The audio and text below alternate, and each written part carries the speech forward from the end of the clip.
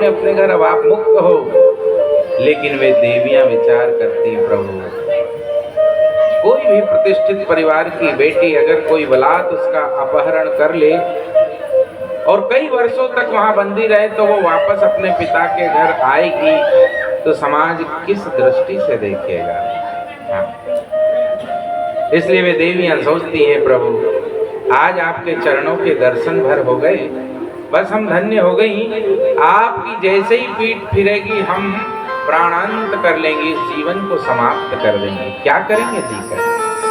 और प्रभु जानी सब अंतर्यामी, भगवान तुरंत समझ गए कि ओ हो 16,100 कुमारियां मर जाएंगी केवल लोक लाज की दृष्टि से। तो भगवान ने इन्हें बहुत बड़ा अवसर दिया। स्वयं हाथ जोड़ करके कहा, देवियों अगर आप लोगों को बहुत पसंद हो तो मैं वसुदेव का पुत्र श्री कृष्ण आप सब से एक ही दिन, एक ही मंडप में, एक ही मुहूर्त में एक साथ विवाह करना चाहता हूं। अब भगवान को कोई कामना थी नहीं, लेकिन भगवान जानते थे कि अगर मैंने ये प्रस्ताव रखा नहीं, ये तो मन से कहेंगी नहीं, क्योंकि ये तो अपने आप को इस योग्य मानती नहीं कि हम तो भौमासुर की कैद में, हमसे तो कोई साधारण राजा का छोरा ब्याह नहीं करेगा कि भैया न जाने कहां से आई। तो भगवान प्रभु जानी सब अंतर्यामी, भगवान ने प्रस्ताव रख दिया और इन देवियों ने पैर के अंगूठे से धरती को कुरेदते हुए गर्दन हिला दी कि ठीक है, जैसा आपकी इच्छा है। और भगवान ने घोषणा कर दी, द्वारिका जी में एक ही समय, एक ही मुहूर्त में, एक ही पंडाल के नीचे भगवान ने 16,000 स्वरूप बना लिए। और सामूहिक सम्मेलन जब से शुरू हुआ है, ये जो सम्मेलन प्रथा चलती ना अपनी समाज में, सामूहिक सम्मेलन, अनेक जोड़े एक साथ विवाह कर रहे, कब से? भगवान श्री कृष्ण ने 16,100 जोड़े बना लिए और तब से ये सामूहिक सम्मेलन चल पड़ा। तो अब भगवान के विवाह कितने हो गए? 8 पटरानियां पहले की, 16,100 ये हो गई। टोटल कितनी हो गई? 16,108। अब साधारण व्यक्ति की 1, 2, 4 हो जाए तो आफत हो जाती है। हाँ, नारद जी ने मन में विचार किया कि भगवान कैसे मेंटेन कर रहे होंगे, मैं भी तो जाके देखूं। आ गए एक दिन द्वारिका, एक महल के कक्ष में देखा तो भगवान अपनी पत्नी के साथ चर्चा कर रहे हैं। अगले महल में जाकर के देखा तो बालकन के साथ खेल रहे हैं। अगले महल में जाकर के देखा तो भगवान ध्यान में बैठे हैं। सब महलों में भगवान समान रूप से। नारद जी गए और भगवान से कहा, प्रभु ये सब कैसे कर लेते हैं? अरे जिसके जीवन में एक भी देवी आ जाती ना, उसकी बुरी हालत हो जाती। हाँ, हमारे मारवाड़ में एक देवी थी, जोधपुर में। मैं गली से गुजर रहा था, वो घर के बाहर अपने पति देव को कूट रही थी। हाँ, कूटना मतलब समझ गए ना? हाँ, मैंने पूछ लिया क्या कर रही हो माता? तो बोली, महाराज जी इनरी तबीयत चोखी को नहीं रहे। अच्छा, तबीयत चोखी को नहीं रहे तो मैं ले गई बेद जी पास। और बेद जी ने मारे दवाई दी और की अच्छी कूट काट के दी जो चोख हो जासी। तो अब वही प्रोसेस चल रहा है, अब जरा कूट लूं, अच्छा फिर दवाई दूंगी, ठीक हो जाएगा।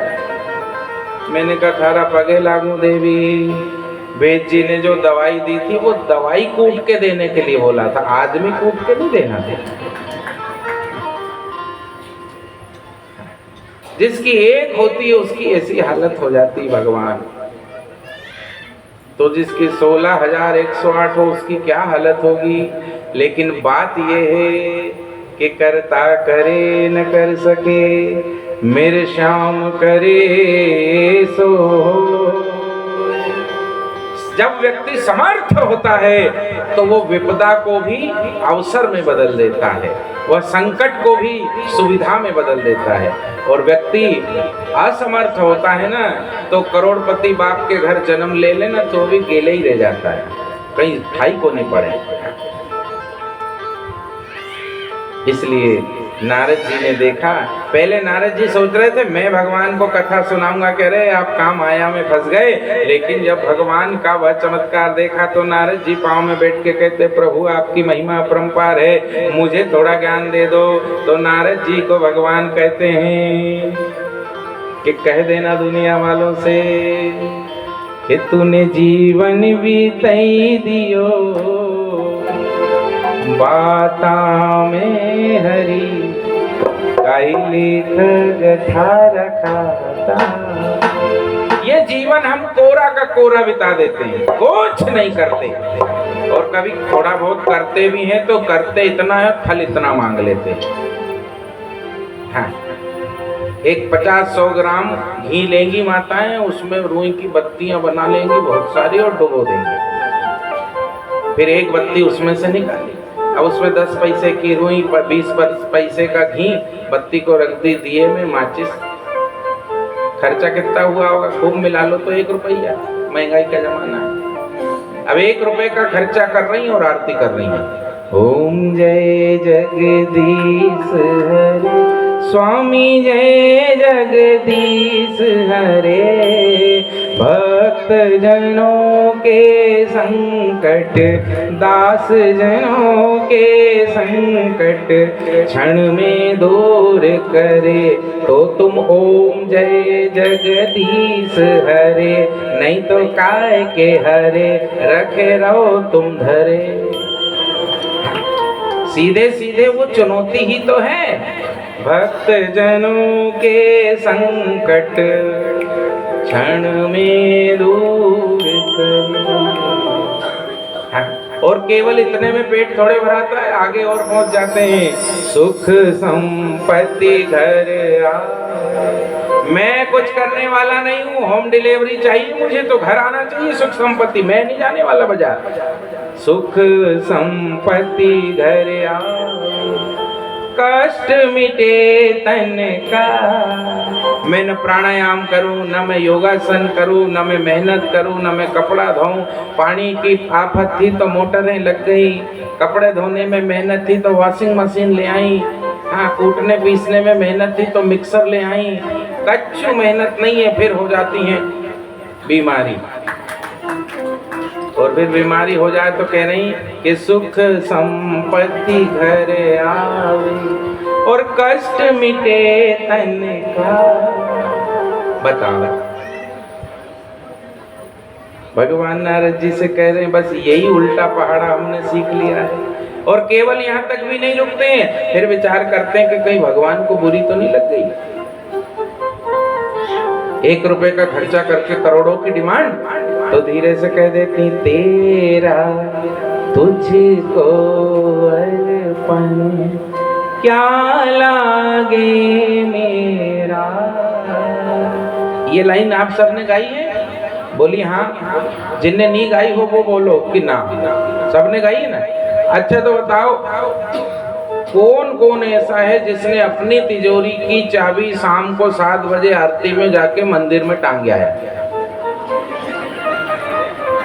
कि भगवान तिजोरी आपकी, तिजोरी का माल आपका, मैं काय को टेंशन लूं रात भर, ये रखी चाबी संभालना, अपन तो सुख से सोएंगे, कल आके जरूरत पड़ेगी तो ले जाऊंगा। किसी ने किया क्या? किसी ने नहीं किया, पर लाइन जरूर गाएंगे तेरा तुझको अर्पण क्या लागे मेरा।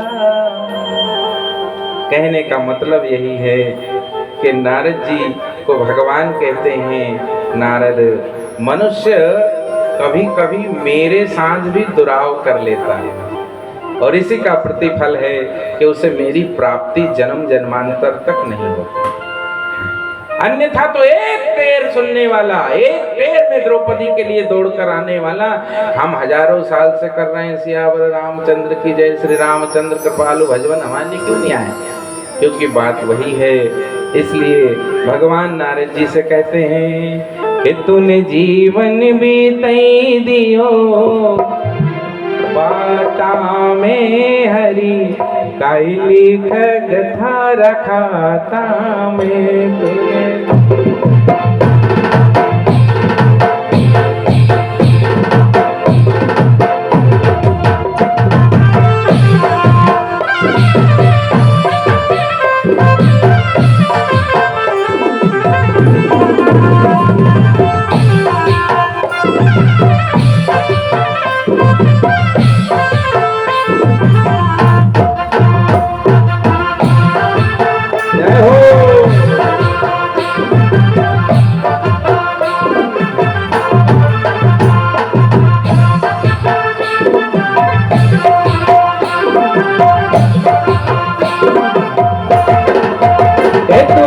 जीवन बीतई दियो माता में हरि गाई लेकर कथा रखाता जीवन बीतई दियो माता में हरि गाई लेकर कथा रखाता हरि गाई लेकर कथा रखाता हरि गाई लेकर कथा रखाता हरि गाई लेकर कथा रखाता हरि गाई लेकर कथा रखाता तूने जीवन बीतई दियो माता में हरि गाई लेकर कथा रखाता जीवन बीतई दियो माता में हरि गाई जय हो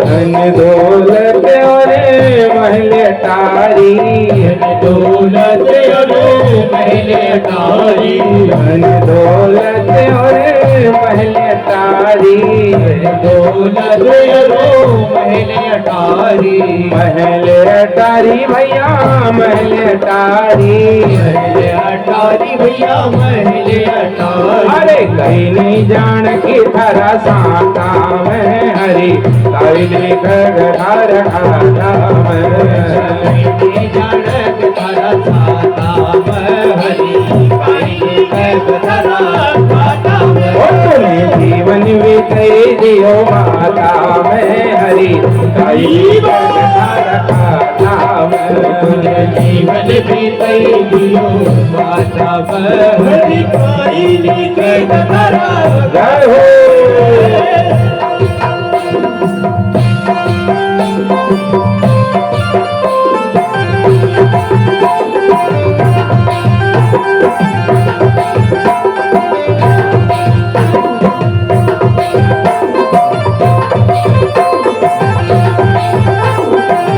जय हो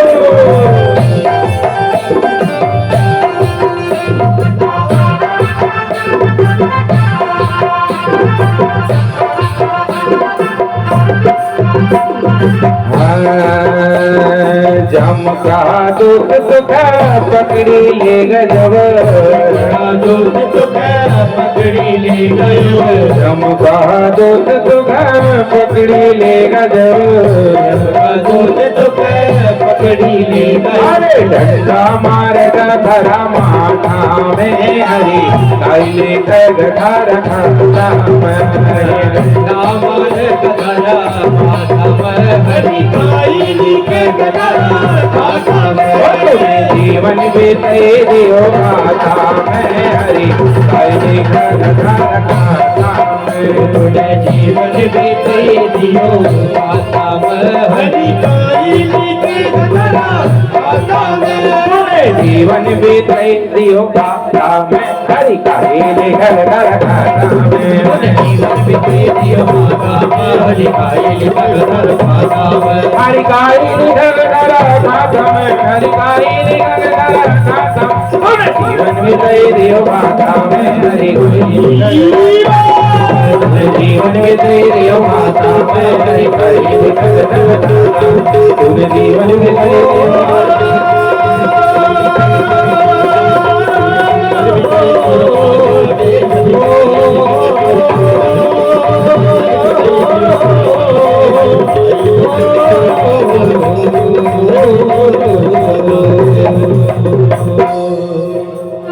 बोली वृंदावन बिहारी लाल की जय हो। नारद जी को भगवान ने उपदेश कर दिया, नारद जी चले गए। कभी कभी जीवन में अपने माता पिता की इच्छा पूछ लेनी चाहिए।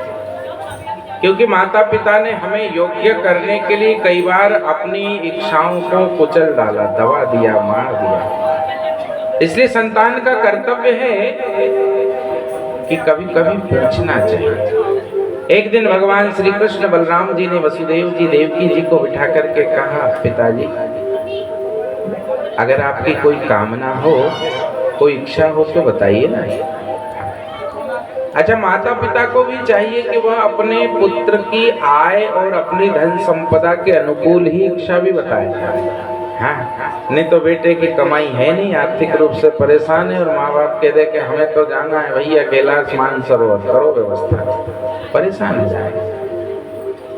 भगवान श्री कृष्ण बलराम ने कहा तो माता पिता ने कहा, वसुदेव जी ने, बेटा तुमने महाभारत का युद्ध करवाया और उस महाभारत के युद्ध में कुरुक्षेत्र में अनेक जीवात्माओं की मृत्यु हुई है, इसलिए कुरुक्षेत्र में एक यज्ञ कर देते हैं ताकि उन जीवात्माओं की शांति हो जाए। भगवान श्री कृष्ण ने बात मानी और आप जानते हैं जब ब्रज से भगवान श्री कृष्ण निकले थे तब 11 वर्ष 56 दिन के थे और अब 111 वर्ष के हो गए हैं, यानी 100 साल हो चुके हैं ब्रजवासियों से मिले नहीं। हाँ, 100 साल। तब की परसों आ रहा हूं यह कहकर आए थे। कुरुक्षेत्र में यज्ञ हुआ, राधा जी भी पधारी, नंद बाबा, जसोदा जी एवं संपूर्ण गोप जन पधारे। बहुत सुंदर यज्ञ का आरंभ होता है। जसोदा जी पधारी। जसोदा जी को तो केवल श्री कृष्ण से मिलना था। ढूंढते ढूंढते पहुंच गई, कहाँ है कृष्ण। द्वारपालों से पूछ रही, भैया तुमने मेरो कनुआ देखो का। अब बेचारे द्वारका के द्वारपाल क्या जाने, सो कह देते, मैया जी कौन कनुआ, हमने नहीं देखा, देखो आप कहीं और दूर जाके पूछो। जसोदा जी बूढ़ी आंखों से, क्योंकि जसोदा जी जब श्री कृष्ण का जन्म हुआ था तब 80 साल की थी और अब श्री कृष्ण 111 साल के हो गए, यानी जसोदा जी की आयु 191 वर्ष की है आज। बूढ़ी सी मैया लकड़ियां टेकते हुए जा रही हैं। एक पंडाल के पास पूछा, भैया कनुआ मेरा कन्हैया कहाँ रहता है? नहीं रहता है, कहाँ मिलेगा? द्वारपालों ने कहा, नहीं माता जी आप सुबह से घूम रही, देखो हम नहीं बता पाएंगे किसके बारे में पूछा। इतने में कोई बूढ़ा द्वारपाल जो पूर्व में मथुरा में भी था, वह जानता था कि कनुआ हमारे राजाधिराज महाराज योगेश्वर श्री कृष्ण को कहते हैं, ब्रजवासी। इसलिए उसने नजदीक आकर के कहा, माता जी प्रणाम करता हूँ, आप जसोदा मैया हैं? उसने कहा, सुनिए ये जो बड़ा पंडाल है ना, कृष्ण बलराम जी यही सभा करते हैं, आप यहीं बैठिए, वो आएंगे। जसोदा जी बैठ गई, बैठी हैं, अति भोली। देखिए यथा नामस तथा गुणः, जसोदा जी के नाम में ही छुपा है यशः ददाति इति यशोदा। जो दूसरों को यश देती है, अपने लिए कभी नहीं रखती। कोई मेरा अपमान कर दे तो कर दे, मुझे क्या फर्क पड़ता है, लेकिन मेरे द्वारा किसी का अपमान नहीं होगा, इसके लिए मैं प्रतिबद्ध हूँ। उसे यशोदा कहते हैं। यशोदा जी बैठी हैं। अब बैठती कहाँ बेचारी, संकुचित, यहाँ राजा की सभा है, द्वारिकाधीश की, इसलिए जमीन में नीचे ही बैठ गई हैं, याद करे जा रही है। भगवान श्री कृष्ण को किसी ने समाचार दिया, प्रभु नंदगांव से आपकी पूज्य माता जसोदा जी आई हैं, आपको ढूंढते ढूंढते आपके सभा मंडप में पहुंच गई हैं, आप शीघ्र पहुंचे। और जैसे ही श्री कृष्ण ने सुना हो, दौड़ कर चल दिए। सभा मंडप में जब पहुंचे कृष्ण बलराम, तो जसोदा जी जमीन पर बैठी हैं, फटी सी साड़ी पहनी है। अब जीवन में कोई शौक बचे नहीं। जब से श्री कृष्ण गए हैं ब्रज से, जसोदा जी मानो केवल अपने इस देह में प्राणों को ढो रही हैं, इस आस में कि कभी एक बार तो और मिलना हो जाए। भगवान ने देखा जसोदा जी निराभिमानी जमीन पर बैठे बैठे कृष्ण बलराम का नाम स्मरण कर रही है। भगवान कृष्ण ने जैसे ही देखा जसोदा जी के चरणों में लौट गए। जसोदा जी ने हजारों की भीड़ में भी बछड़ा अपनी माँ को और गाय अपने बछड़े को पहचान लेती। ऐसे ही यशोदा जी ने बंद आंखों से जैसे ही कन्हैया को छुआ समझ गई और हिलकियों से रोने लगी, लाला आ गए हो तुम। भगवान श्री कृष्ण जसोदा जी के चरणों से लिपट गए। मैया कैसी हो तुम? जसोदा जी कहती देख ले बेटा, बड़ा करुण दृश्य है। जसोदा जी भी रो रही, श्री कृष्ण भी रो रहे, बलराम जी भी रो रहे। कृष्ण बलराम ने जसोदा जी के चरणों का अभिषेक अपने अश्रुओं से कर दिया। जसोदा जी से भगवान कृष्ण कहते, माँ तुम यहाँ जमीन पे क्यों बैठ गई, ऊपर बैठ जाती। जसोदा जी कहती, लाला मुझे सूझ ना पड़े, मुझे समझ नहीं पड़ती है कौन सा सिंहासन है और कौन सी धरती है। यही ब्रह्म ज्ञान होता है, यही परम ज्ञान की पराकाष्ठा होती है, जहाँ ज्ञान मान नहीं एक, ज्ञानी को मान नहीं होता, अभिमान नहीं। भगवान ने उठा करके सिंहासन पर बिठाया। भगवान श्री कृष्ण जसोदा जी के चरणों से लिपट कर रो रहे हैं। माँ मुझे अपने आंचल में छुपा ले, गले से लगा ले, कि और मेरा कोई। दुनिया में आपको हजारों लाखों लोग मिल जाएंगे, मिलते रहेंगे, मिलते हैं, पर माँ के जैसा दूसरा कोई मिल जाए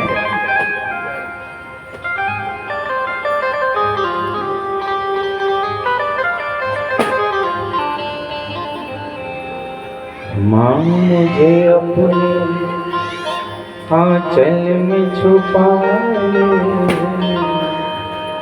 गले से लगा ले, कि और मेरा कोई नहीं।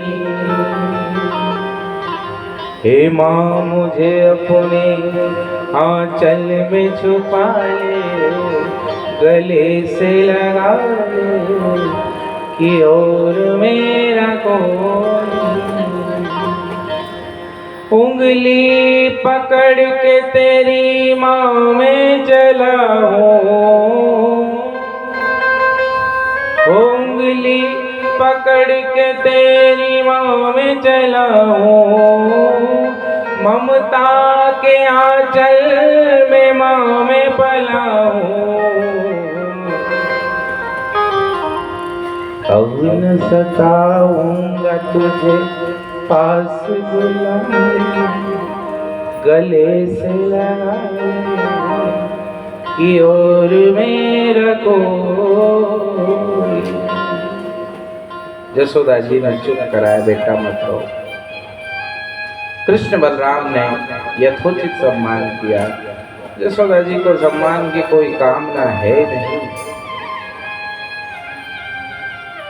बहुत प्रेम से कुरुक्षेत्र में यज्ञ संपन्न हुआ। यही किशोरी राधा जी से भी भेंट हुई। राधा जी की परीक्षा करी अष्टपटरानियों ने, लेकिन जब राधा जी परीक्षा में पास हो गई तो वह अष्टपटरानियों ने राधा जी को नहीं, राधा जी के चरणों को नहीं, राधा जी की चरण की रज को प्रणाम किया। राधे तेरे चरणों की गर धूले जो मिल जाए,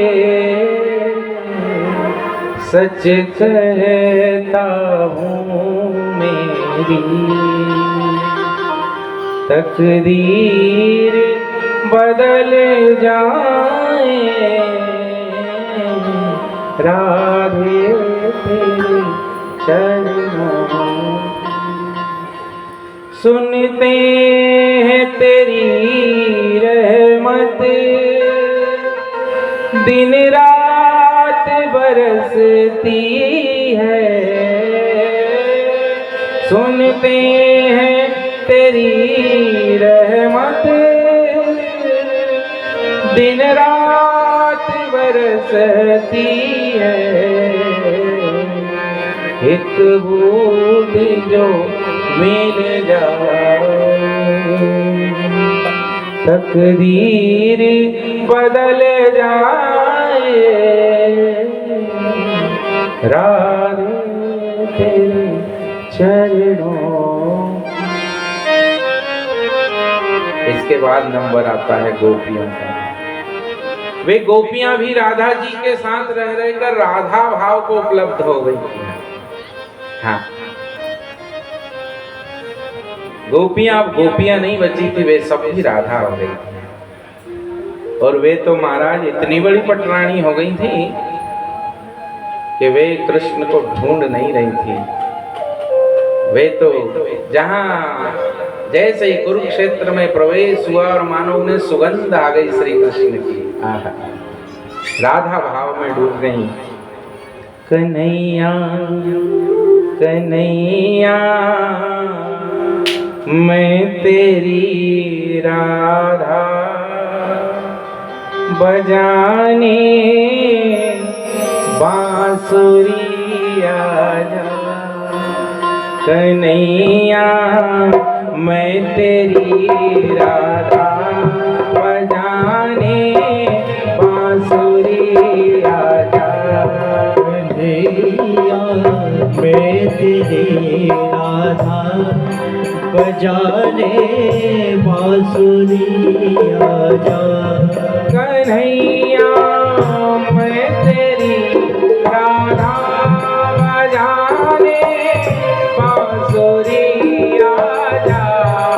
कन्हैया मैं तेरी राधा बजाने बांसुरी आजा।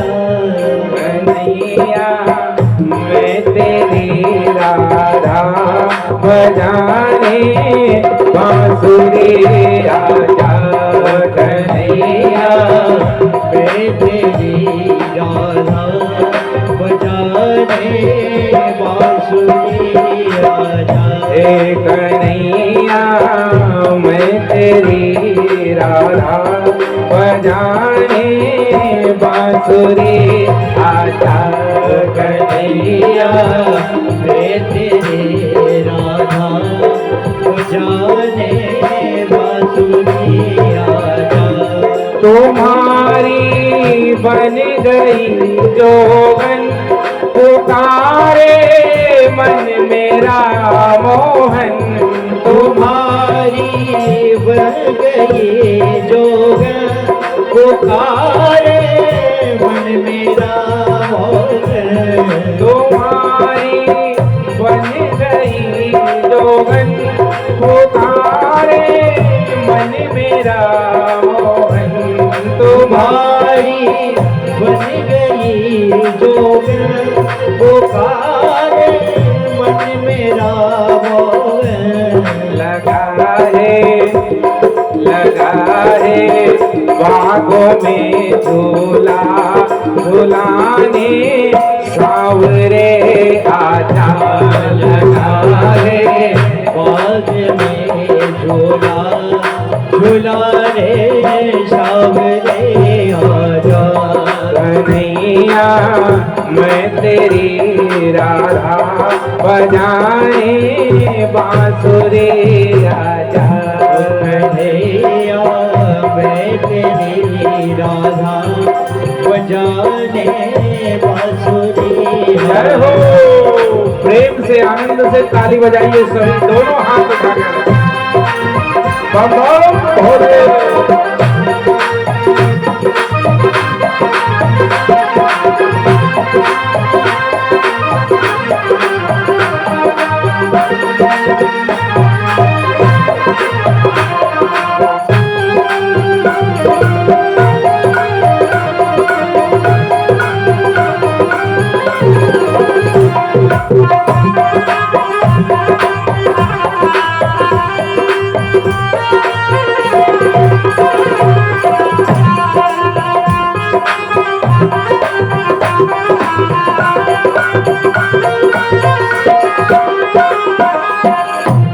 लगी है प्रीत तुमसे ही सजेगी रीत तुमसे ही।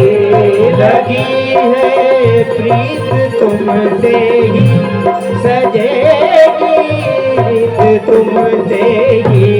लगी है प्रीत तुमसे ही सजेगी रीत तुमसे ही। लगी है प्रीत तुमसे ही सजेगी रीत तुमसे ही। ये नैना देखते राहें चराने गैया तो आ जाए। नैना देखते राहें चराने गैया को आजा। कन्हैया मैं तेरी राधा बजाने बांसुरी आजा। कन्हैया मैं तेरी राधा बजाने बांसुरी आजा। 12:04 हो चुके हैं।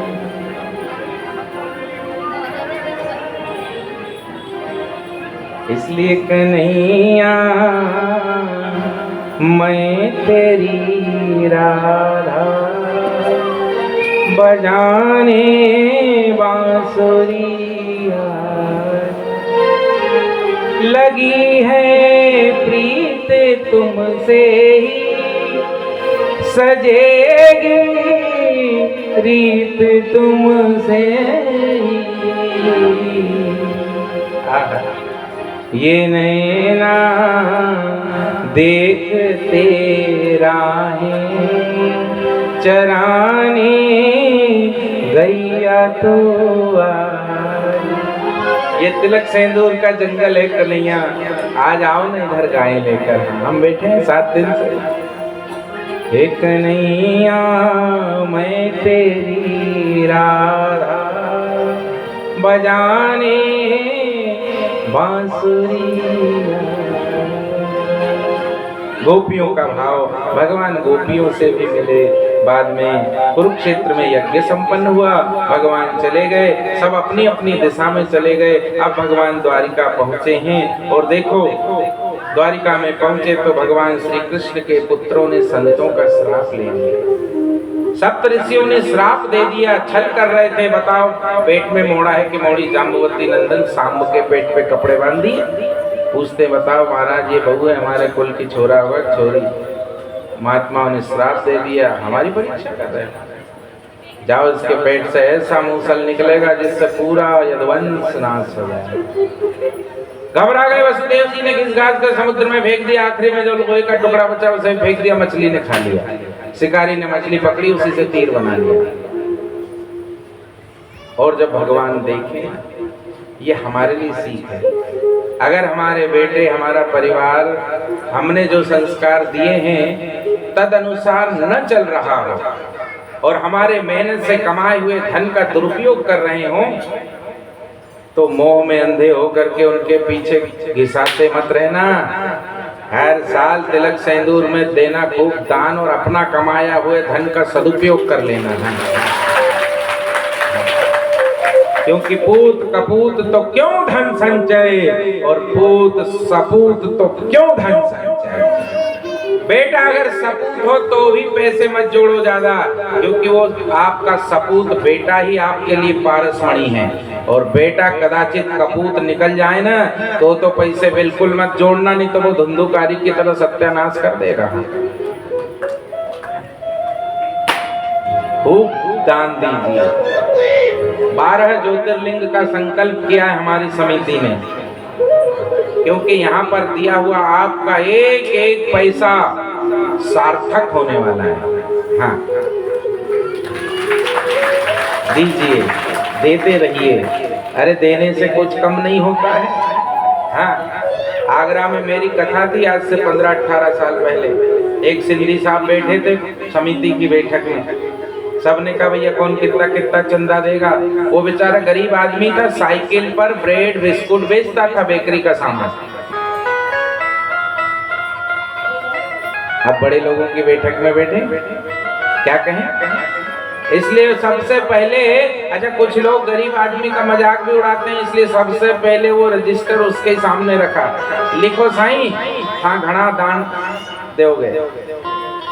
अब सिंधी साईं संकट में हे झूलेलाल, लेकिन उसने भगवान का स्मरण किया और डट के 51,000 उस समय में लिख दिए। घर गया तो पत्नी ने कहा इतने पैसे है तुम्हारे पास? अब बोले वो हो या न हो, मैंने तो भगवान के निमित्त 51,000 लिख के आ गया, देना पड़ेगा। पत्नी भी बड़ी महान थी, पत्नी ने कहा कोई बात नहीं, अब जब आपने लिख ही दिया है तो देंगे। कुछ अपने पास थे, कुछ इधर उधर से जुगाड़ करी, अंत में कुछ सोने का एक सामान गिरवी रख के 51,000 समिति को दे दिए। कथा हो गई। कोई कोई पत्थर नींव का पत्थर होता है, इसलिए वो बाहर ज्यादा दिखता नहीं, उछल कूद करता नहीं, लेकिन वह कार्यक्रम की नींव होता है। बड़ा आदमी अरबपति आदमी लाख रुपया दे दे उसके लिए कोई बड़ी बात नहीं, लेकिन कोई गरीब आदमी हो और वो 1100 भी दे दे ना, तो उसको सिर आंखों पे रखना चाहिए, वो बहुत बड़ी बात होती है। मैं देखता हूँ हमारी तिलक सिंदूर समिति में कई बंधु ऐसे हैं जो सामान्य परिवार से हैं, ज्यादा कुछ राशि दान दें ऐसा संभव नहीं, तो वो तन और मन से 7 दिन लगे रहते हैं। बहुत अच्छे। अब कथा हो गई महाराज आगरा में। कुछ वर्षों के बाद जब मेरा पुनः वहां जाना हुआ तो वही साईं सिंधी साईं आए, बोले साईं मुंजा घर बैठो ना, मेरे घर चलो ना। मैंने कहा चले। अब उसका घर देख, उसका घर जो पहले था उससे बहुत अच्छा घर बन गया। मैंने कहा वाह साईं नया घर बना लिया। बोले अभी छत पे तो चलो। घर की छत पे गए तो घर के पीछे बड़ा भारी टीन शेड लगा है पीछे वाले प्लाट में। मैंने कहा ये क्या है? बोले ये सब तुझी माया, तुम्हारी माया, तुम्हारा चमत्कार। मैंने कहा मैंने क्या कर दिया कि तुम्हारी कथा में जो दान दिया था ना, दान दिया था गुरुदेव सोना गिरवी रख के, लेकिन ठाकुर जी ने ऐसा सुना कि ये बेकरी पूरी मेरी है। अब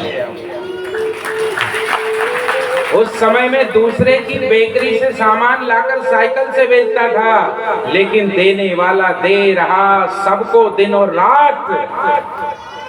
लोग हमें दानी कहे ये नहीं अच्छी बात।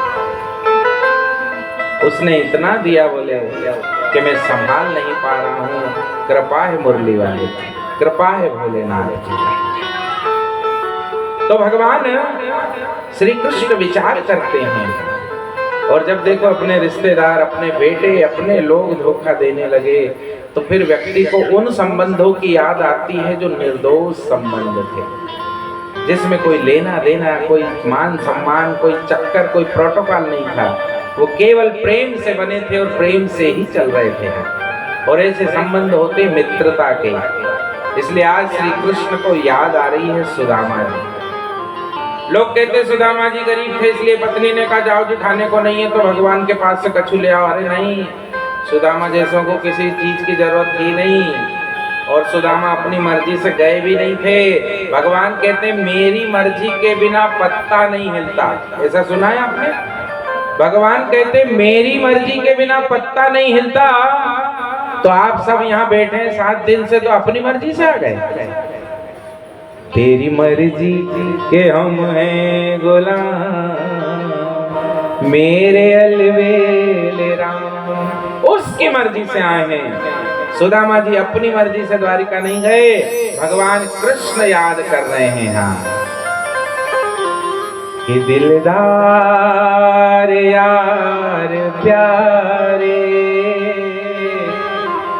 गलियों में ए मित्र सुदामा, जब से सांदीपनी आश्रम से निकले तुम मिले नहीं हो यार।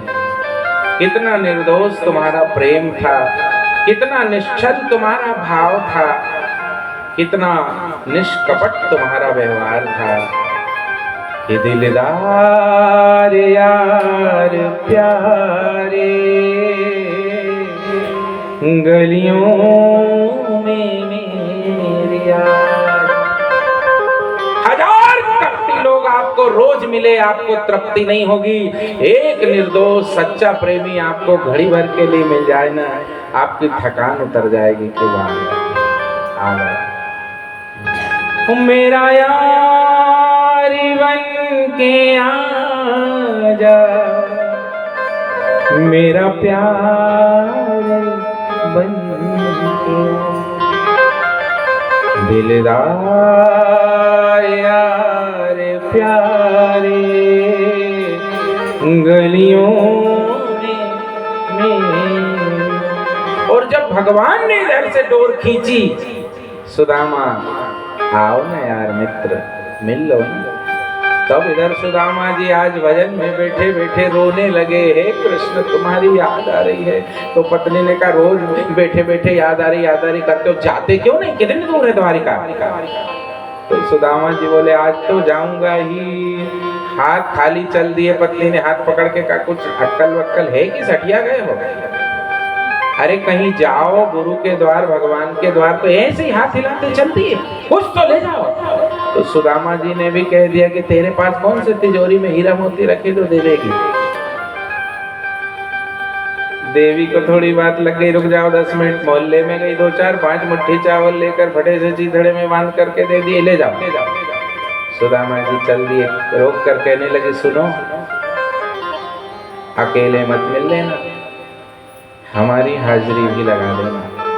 सुदामा जी बोले सुशीला तू तो मेरे वामांग में बसती है, मेरी एक आंख अगर दर्शन करेगी मेरी ओर से तो मेरी दूसरी आंख तेरी ओर से ही दर्शन करेगी, चिंता मत कर।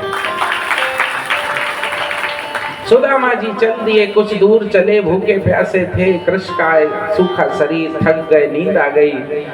और मैंने निवेदन किया था भगवान ने चक्र गरुड़ आदि को आदेश देकर रखा है, 24/7 ड्यूटी है इनकी, कि भगवान के अनन्य भक्त के ऊपर कोई संकट आता है तो ये तुरंत एक्टिवेट हो जाते हैं, तुरंत देर नहीं करते। इनको आदेश रिन्यू नहीं करवाना होता कि प्रभु सुदामो वहां पड़े कहीं करनू है को ना, एक्टिवेट मोड में हो जाएंगे।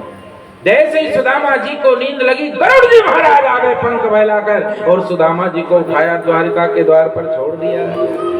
सुदामा जी की आंख खुली, हे भगवान मैं कहाँ गया, ये तो बहुत बड़ा महल किसी राजा का है। घबरा कर जाने लगे, फिर सोचा पूछ तो लूं गांव का नाम। जाकर के पूछने लगे भैया इस गांव का नाम क्या है? अब गुजरात के द्वारपाल बोले बापा आ नागर नो नाम तो द्वारिका छे, द्वारिका छे या तो 6 द्वारिका है, मेरे को तो एक द्वारिका में जाना है। सुदामा जी को लगा पता नहीं कहाँ है। एक और मुला उससे पूछा भैया ये वो कृष्ण कन्हैया वाली द्वारिका यही है? कौन कृष्ण कन्हैया? हमारे राजा का नाम तो राजाधिराज महाराज घनीखम्मा अन्नदाता योग योगेश्वर भगवान श्री कृष्ण चंद्र जी महाराज। ओहो नहीं नहीं नहीं। सुदामा जी थोड़े कंफ्यूज। फिर किसी ने समझाया महाराज द्वारिका एक ही है, ज्यादा नहीं है, यही है वो, हाँ स्वर्ण मंडित द्वारिका। सुदामा जी द्वार पर पहुंच गए। द्वारपालों से कहा भैया कन्हैया मिल लेगा क्या? कौन कन्हैया? अरे मेरा मित्र है, हम बचपन में साथ पढ़े। हाँ कुछ द्वारपाल न समझ पाए, भीतर से एक ने सुना आया महाराज आप कहाँ से आए, क्या नाम? सुदामा। अच्छा अच्छा आप कन्हैया जी से मिलने आए? हाँ रुकिए मैं संदेश दे आता हूँ। भगवान सेवा ले रहे थे रुक्मणी सत्यभामा से। जैसे ही जाकर निवेदन किया प्रभु कोई आपके बाल सखा आए हैं और कह रहे मुझे कन्हैया से मिलना है, अपना नाम सुदामा बता रहे हैं। सुनिए प्रभु उनकी दीन दशा का वर्णन करना मेरे बस में नहीं है। न तो सिर पे पगड़ी है, न तो बदन पे कुर्ता है, पाँव में चप्पल पादुका तक नहीं है नाथ। ऐसी दीन दशा लेकर गरीब ब्राह्मण आए हैं, अगर आपके पास समय हो तो मिल लीजिए। और जैसे ही भगवान ने सुना नाम सुदामा, ओहो कल ही तो याद किया था, भगवान दौड़ पड़े, नंगे पांव दौड़ पड़े, कहीं पीताम्बर गिर गया, कहीं मालाएं गिर गईं, खड़ाऊ पहनी की नहीं कोई सुधनी। दौड़ते दौड़ते जाकर के द्वार पर देखा तो सुदामा जी हाथ में लकुटी लेकर थर थर कांप रहे थे। भगवान ने सुदामा जी को गले से लगा लिया, सुदामा। सुदामा जी तो अब इतने बूढ़े हो गए, इन्हें कछु सूझता भी नहीं है। कन्हैया, हाँ तू आ गए हो भैया? हाँ अच्छा हुआ, मैं कब से ढूंढ रहा हूँ तुझे। भगवान अंदर लेकर के आ गए, अपने सिंहासन पर बिठा दिया और सबसे पहले भगवान स्वयं दंडवत प्रणाम करते हैं, चरण धुलाते हैं। हाँ अब चरण के लिए सत्यभामा जी ने सुंदर सप्त सरोवर का जल, केसर मिश्रित जल ला करके घड़ा रख दिया सोने का। भगवान श्री कृष्ण ने उस सोने के घड़े को उठा भी लिया, लेकिन भाव इतना तीव्र है कि श्री कृष्ण उस स्वर्ण मंडित घड़े के सप्त सरोवर मिश्रित जल से अभिषेक नहीं कर पा रहे। क्यों? कि देख सुदामा की दीन दशा,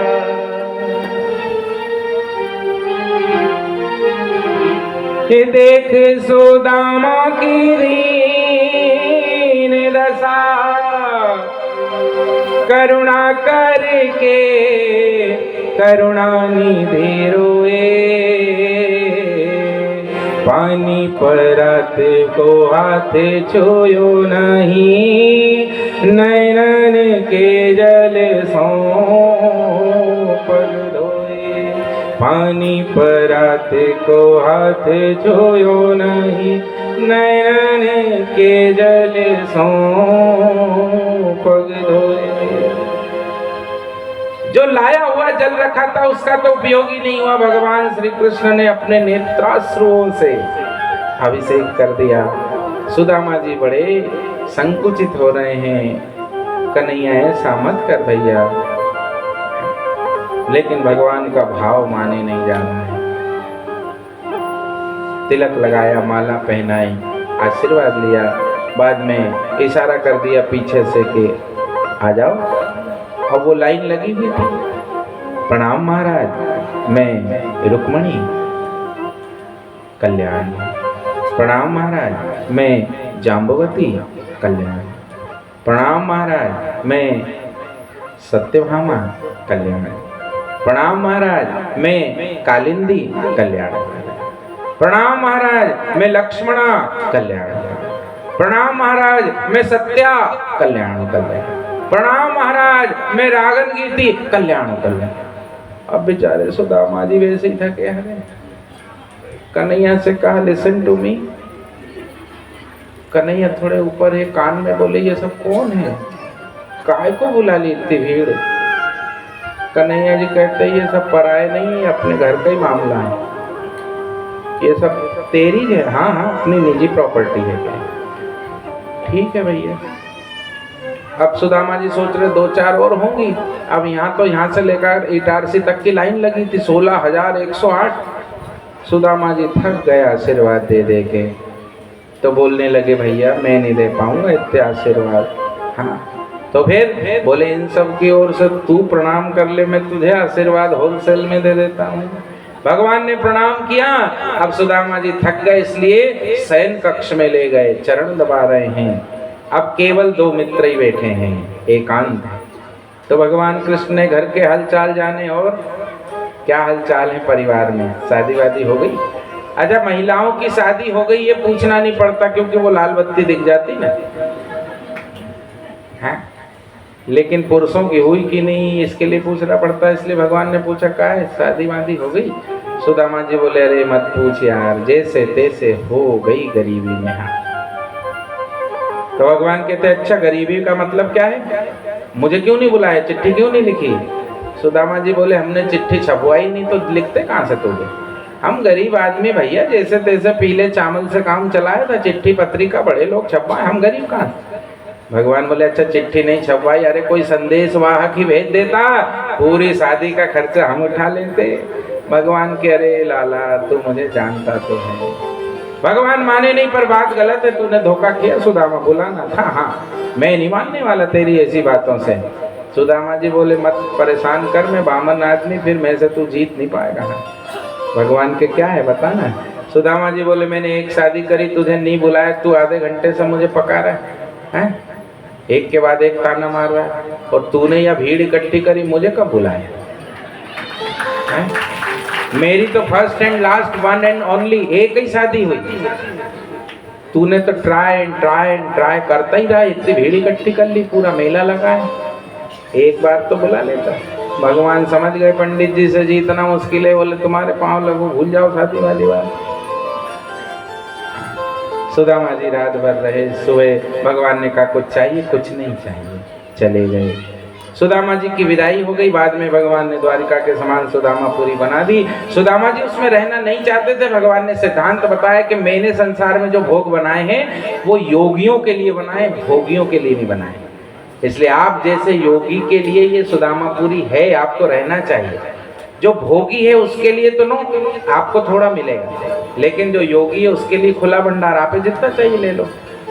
हाँ, समय कम है, नहीं तो बहुत अच्छे से समझा देता हूँ। एक पति बाजार गया, मंडी में फसल बेचने, रात के 1 बजे आया। पत्नी के लिए सुंदर सुंदर साड़ियां वस्त्र ले आया, आगे साले के घर शादी है, अपने छोटे बच्चों के लिए भी ले आया। रात के 1:30 बजे पत्नी ने द्वार खोला, ओहो आ गए, हाँ लेट हो गया, अरे क्या करें। पत्नी भोजन करा रही थी, पतिदेव बहुत स्नेह था, धीरे से बोले सुनो तुम्हारे लिए अच्छी साड़ी लाया हूँ, मेरी पसंद की जरा देखना।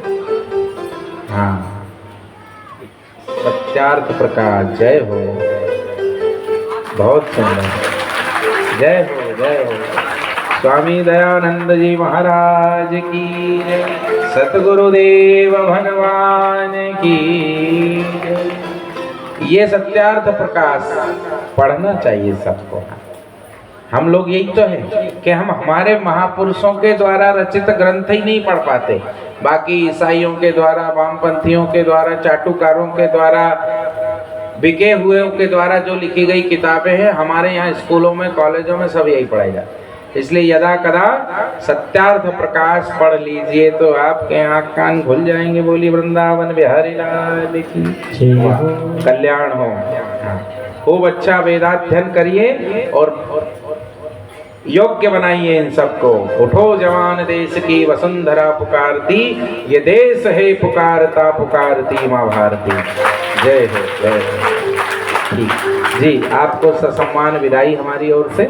हाँ जी आचार्य, बहुत बढ़िया। हाँ, सुदामा जी से कहा कि भोगी के लिए भोग थोड़े बनाए मैंने, योगी के लिए बनाए। पति ने कहा मेरी पसंद की सुंदर साड़ी जरा देख लो। पत्नी ने देखी, बोले बहुत अच्छी, पल्ला कैसा है? अरे खोल के देख लो, काय को सर मारे। हाँ, महिलाएं पल्ला देखे बिना साड़ी नहीं लेती, डिजाइन असली वहीं छुपी होती है। इसलिए देवी ने साड़ी खोल ली, पल्लू निकाला, फिर पति बोले हाँ इतनी खोल ली तो जरा ओढ़ भी ले। हाँ, पत्नी ने ओढ़ ली, ओढ़ करके देखी बहुत अच्छी है। पत्नी ने मन से उतारी, फोल्ड करके पैकेट में पैक कर दी। उसको दिखे छोटू के कपड़े भी लाए, हाँ लाया हूँ, उसको भी पहना के देख लूं जैसे मैंने देखे। तो पति ने कहा नहीं उसको नहीं पहनाना, ये है सार। पत्नी त्यागी है, ज्ञानी है, उसे पता है कि इस साड़ी को कब पहनना और कितनी देर पहनना है, इसलिए उसने पहनी, उतार के रख दी संभाल के सुरक्षित। लेकिन वो जो छोटू है ना, वो भोगी है, वो अज्ञानी है। वो अगर पहन लेता नया कपड़ा और फिर मम्मी आधे घंटे बाद कहती बेटा उतार दे और सो जा, पापा नहीं लाओ, कहता मैं तो नहीं पहनूंगा। और जब तक वे कपड़े धूल नहीं हो जाते, मटिया मेट नहीं हो जाते, 2-4 जगह से फट नहीं जाते, वो 2-4 दिन नहाता नहीं, उनको ही पहन के खेलता। बस यही फर्क है भोगी और योगी में, कि योगी को भगवान सब कुछ देते हैं, वो जितना जरूरत का ले लेता है, बाकी रख देता है। और भोगी को अगर भगवान कहीं दे देते हैं तो मेरा है, कोई मेरी प्रॉपर्टी में आके तो दिखा दूंगा लठ। रावण की तरह हो जाता है। इसलिए भगवान कहते हैं कि सुदामा जी, मैंने संसार का सारा भोग योगियों के लिए बनाया, भोगियों के लिए नहीं। कई लोग बातें करते हैं, गांव में हम जाते हैं, हाँ, ठाट बाट से जाते हैं, बढ़िया कार नई झक, उस पर लिखा हुआ कुछ, ऊपर से हूटर लगा बज रहा है मंत्रियों जैसा ठाट बाट, तो लोग कहते हैं भैया मजा तो इनकी है, हाँ, देखो अपने पे पुरानी गाड़ी, जय हो, हाँ,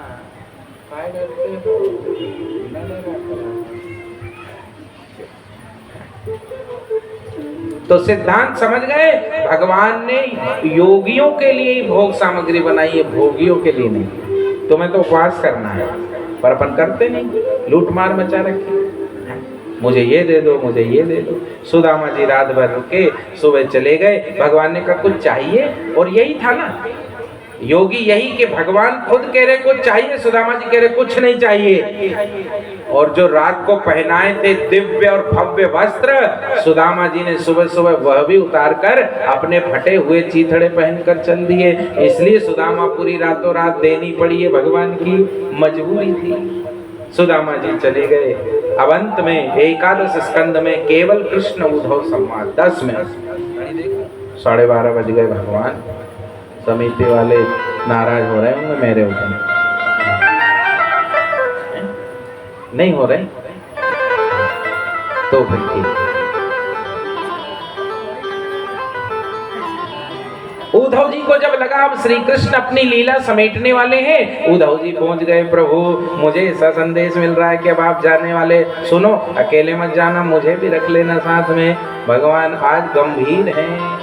भगवान ने कहा उद्धव साथ कोई आता नहीं और साथ कोई जाता नहीं है, तो फिर बोले तुम मेरी ऐसी प्राप्ति करो कि फिर कभी बिछड़ना ना हो, इसलिए ब्रह्म ज्ञान का यजन करो।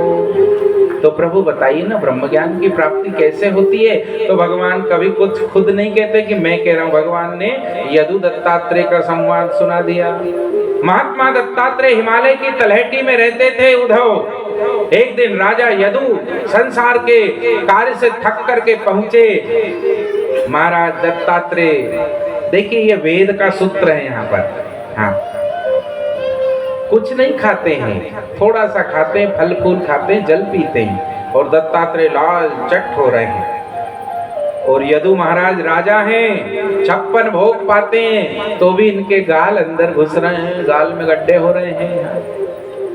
कल मेरे से किसी देवी ने पूछा, बोले गुरुजी हमारे चेहरे पे पिंपल बहुत हो रहे हैं। जो 16 प्रकार का मेकअप लगाते हैं उन्हें पिंपल हो रहे, हम कच्छू नहीं लगाते, हमें एक नहीं हो रहा।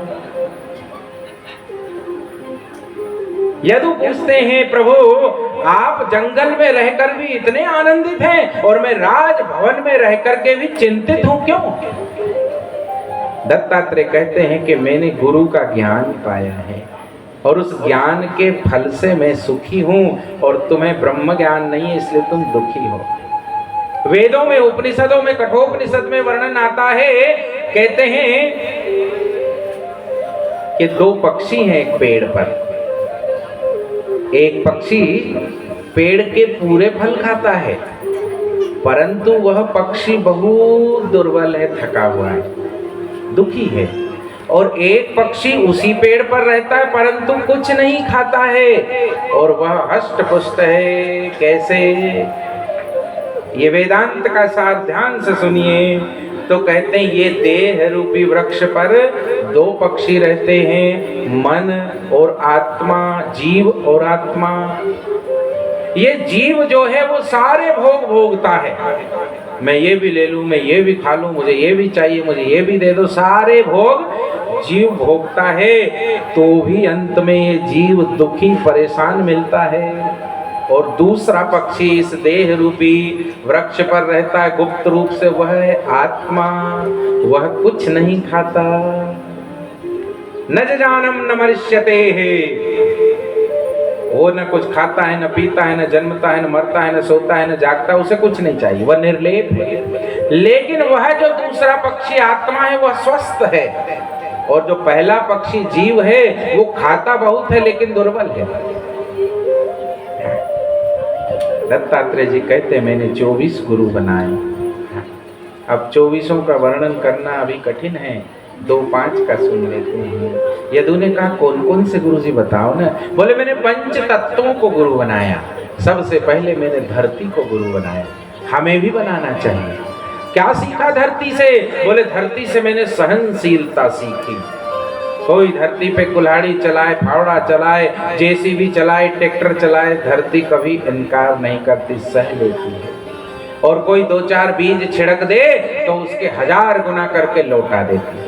कोई बुरा करता है तो धरती उसका प्रतिकार नहीं करती, और कोई अच्छा करता है तो वह 1000 गुना लौटा देती है। मैंने धरती को गुरु बनाया कि कोई बुरा करे तो उसे भूल जाओ, और कोई अच्छा करे तो उसे 1000 बार धन्यवाद दे दो।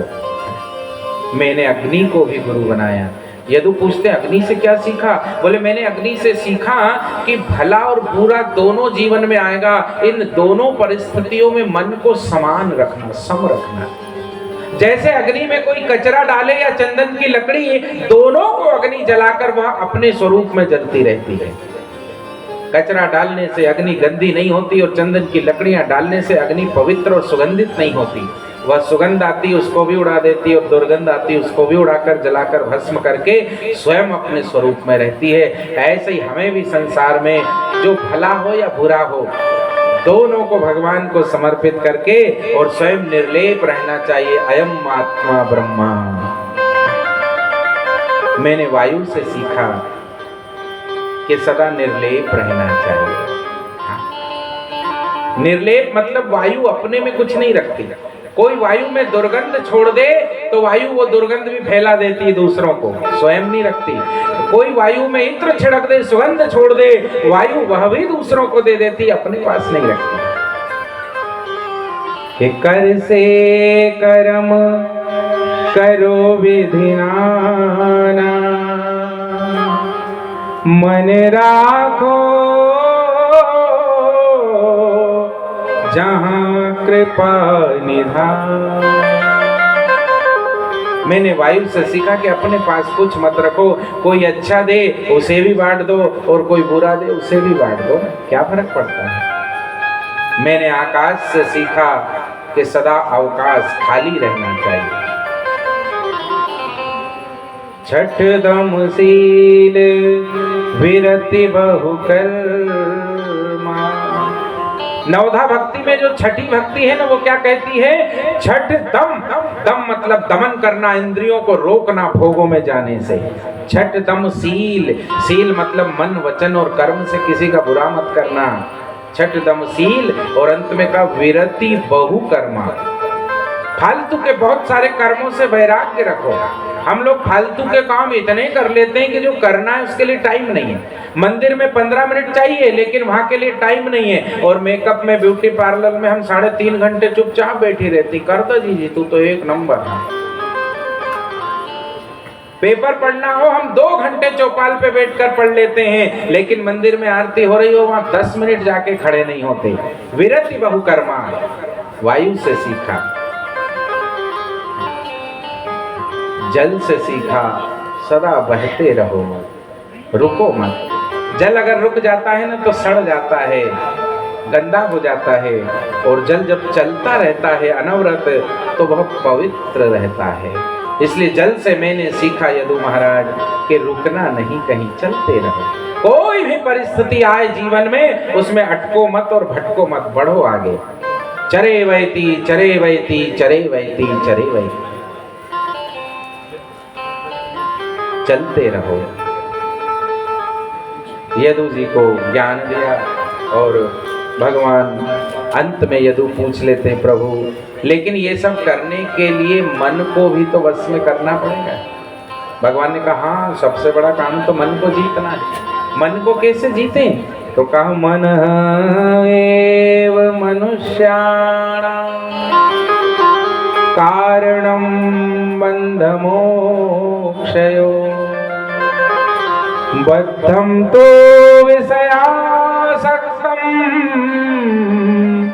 मुक्तं निर्विषय मनः। जिसका मन भोगों में लगा है वो बंधन में, और जिसका मन भगवान में लगा है वो चाहे कहीं भी रहे दुनिया में, जमानी में रह के, तीखड़ में रह के, भट्टी में रह के, टारसी में रह के, यार्ड में रहे, वो मुक्त ही है। कि कर से कर्म करो विधि नाना, मन राखो जहाँ कृपा निधान। यदु जी महाराज चले गए। अंत में भगवान श्री कृष्ण अर्जुन को लेकर प्रभास क्षेत्र में पहुंचे। वहां पर भगवान एक पीपल वृक्ष के नीचे दाईं जंघा पर बायां पैर रख करके टिक कर बैठे हैं। अर्जुन ने कहा, प्रभु क्या करूं? बोले थोड़ा जल ले आओ, प्यास लगी। अर्जुन जल लेने गए, इतने में तीर चल गया। तीर भगवान के चरण में लगा। अर्जुन जल लेके आए, बिलखने लगे, रोने लगे, प्रभु ये क्या हुआ, किसने क्या? बोले छोड़ो ना, तुम्हें गीता सुनाई थी, न कोई जन्मता है न कोई मरता है, ये तो लीला मात्र है। अर्जुन घबराओ मत। सुनो, द्वारिका से संपूर्ण पटरानियों को लेकर के वृंदावन में राधा रानी के पास छोड़ देना, बस जाओ। अर्जुन जी चल दिए। देवता आकाश में टकटकी लगा करके देख रहे हैं, भगवान कहाँ जाएंगे? लेकिन भगवान कहीं से आते नहीं, तो भगवान कहाँ जाएंगे? देवता देखते ही रह गए और भगवान देखते ही देखते अंतर ध्यान हो गए। बोली वृंदावन बिहारी लाल की जय हो। सुखदेव जी कहते, परीक्षित आज तुम्हारे दादा गए अर्जुन जी गोपियों को लेकर, लेकिन मार्ग में उन्हें लूट लिया गया। अभिमान था अपने बल पर, और भगवान को अभिमान भोजन लगता है, खा जाते हैं। वही अर्जुन वही बाण। अर्जुन रोते विलकते हस्तिनापुर गए। युधिष्ठिर ने पूछा क्या हुआ? बोले हमारे प्राण वल्लभ कृष्ण चले गए। कुंती ने प्राण छोड़ दिया। परीक्षित तुम्हें राज्य देकर तुम्हारे पूर्वज चले गए स्वर्गारोहण करने। सदो पंथ के मार्ग पर जाकर उन्होंने स्वर्ग की गति की। तुमने बहुत अच्छा राज्य किया, लेकिन 7 दिन पहले तुमने समीक ऋषि का अपमान किया। श्रृंगी ने श्राप दिया था, आज 7वां दिन है, तक्षक तुम्हें दंश करेगा। तुम पहले दिन से आज तक मुझसे पूछते आ रहे हो, मैं अब अंतिम प्रश्न तुमसे पूछूंगा। सुखदेव जी कहते हैं जवाब दोगे? परीक्षित ने कहा जी गुरुदेव पूछिए ना। सुखदेव जी ने पूछा, ये भागवत का सार है, ध्यान से सुन लेना, बस यहीं फिर भागवत पूर्ण हो जाती है। तो सुखदेव जी कहते हैं परीक्षित तुमने 7 दिन भागवत कथा सुनी है, अब बताओ क्या तुम मरोगे? परीक्षित ने एक क्षण भी देर नहीं लगाई और कहा गुरुजी